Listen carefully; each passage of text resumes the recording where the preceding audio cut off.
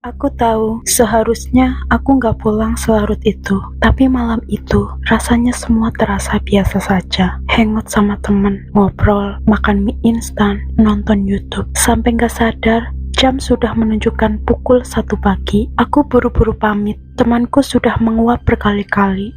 Dan aku nggak mau numpang tidur. Rumahku nggak terlalu jauh. Cuma butuh 15 menit naik motor. Tapi yang gak kusangka, ternyata malam itu, aku gak pulang sendirian. Motorku melaju pelan, melewati perumahan yang sunyi, lampu jalan menyala cuma di titik-titik tertentu. Yang lebih sering kutemui pohon-pohon yang bergoyang diterpa angin. Sekitar 5 menit pertama, biasa saja. Tapi setelah masuk gang kecil di dekat kebun kosong, spion kiriku mulai bergetar. Kupikir karena jalan jelek, tapi getarannya konsisten, ritmis. Kayak ada yang duduk di belakangku, dan napasnya terasa di leher. Aku diam, gak berani lihat spion, tapi entah kenapa makin kuabaikan, motorku rasa makin berat, seperti membawa beban tambahan. Gang itu kecil, sempit, di kiri kanan cuma ada tembok rumah dan pepohonan.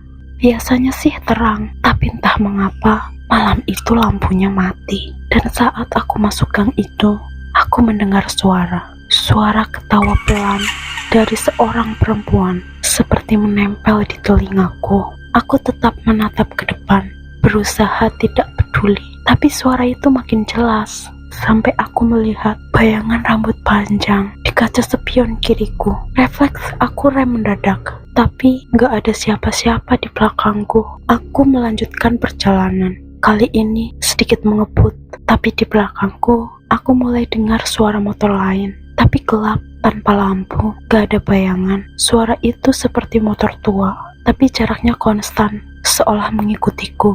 Aku menoleh sekali, gelap, kosong. Tapi suara itu tetap ada. Aku tancap gas, melewati jalan berlubang, nyaris menabrak kucing yang tiba-tiba menyeberang. Motor itu tetap mengejar, sampai tiba-tiba.